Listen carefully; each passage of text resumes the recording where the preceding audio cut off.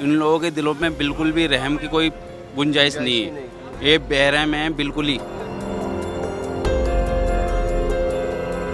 पता नहीं चल रहा था कि कहाँ को भागें, क्या करें, कुछ समझ में नहीं आ रहा था। भगदड़ में हम लोग नीचे दब दब के अपने आप को बचा करके भागे।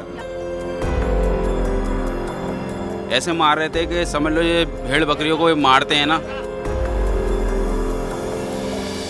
देखिए, हल्द्वानी में किस तरह से कल हिंसा हुई थी और हिंसा में किस तरह से कल खून खराबा हुआ था। अब तक जो आंकड़े आए हैं, 150 से ज़्यादा लोग घायल हैं, कई गंभीर रूप से घायल हैं उसमें से, और 4 लोगों की मौत हो चुकी। अब ये तस्वीर देखिए, ये हल्द्वानी की गली है। राहुल जी एक बार दिखाइएगा, गली में खून के निशान आपको लपटे हुए दिखेंगे। ये देखिए, यहाँ से ये खून के निशान शुरू होते हैं और गली के आखिर तक आपको सिर्फ और सिर्फ खून का निशान ही, यानी ब्लड स्टेन्स ही दिखाई देंगे। ये आप देखिए, जिस तरह से कई लोगों के ऊपर 4 लोगों की जैसा से मौत हुई है, उसमें कुछ लोग ऐसे भी हैं जिनकी मौत गोली लगने से हुई है, क्योंकि कल पुलिस के ऊपर फायरिंग भी की गई थी, ऐसा बताया है जिला प्रशासन ने।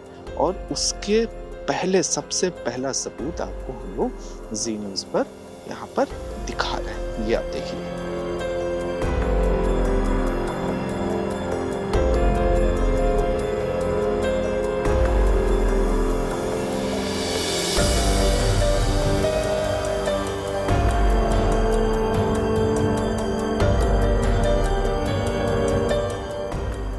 उत्तराखंड के बनभूलपुरा में जब अवैध निर्माण को ध्वस्त करने नगर निगम के कर्मचारी पहुंचे तो देखिए उनके साथ किस तरह से पथराव में जो जख्मी हुए वो तमाम कर्मचारी अपनी ड्यूटी निभाने गए थे। और इस समय आप देखेंगे पट्टी बांधे हुए, चोटिल हुए ये तमाम कर्मचारी यहाँ मौजूद हैं। हाथ में ये हेलमेट आप देखेंगे जिस पर अभी भी खून भी लगा हुआ है, टूटा हुआ ये हेलमेट है। और कई कर्मचारी जो अपनी ड्यूटी के लिए वहाँ पर गए थे, पथराव हुआ, हिंसा हुई और उसमें कई कर्मचारी जो हैं घायल हुए। अपना नाम बताइएगा। मेरा नाम सनी कुमार है। मैं आप लोग कितने बजे पहुंचे थे सनी? हम कम से कम 3:30 बजे सब लोग समथिंग सारे कर्मचारी वहाँ पहुँच गए थे और उस समय से ही उन्होंने मतलब पथराव चालू कर दिया था। उसके बीच भी हमने ड्यूटी करी, मगर जब हम रात को आते समय वापस आने लगे तब उन्होंने प्लानिंग बना रखी थी कि अब इन्हें हम यहाँ से जाने नहीं देंगे। उन्होंने गली में घेर रखा था, सारे पुलिस वाले थे, सारे कर्मचारी थे। और अगर आज जो यहाँ भी कर्मचारी बच के आ गए वो सिर्फ पुलिस वालों की मेहरबानी है। मैम हम 2.5-3-4 घंटे वहाँ हम लोग फंसे रहे, रात को काफ़ी रात में आए।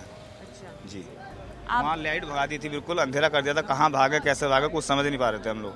महिला कांस्टेबल थी, वो सब भी भाग रहे थे, हम लोग भी भाग रहे थे और भी पुलिस वाले थे, लेकिन समझ में नहीं आ रहा है कहाँ कैसे क्या भागे।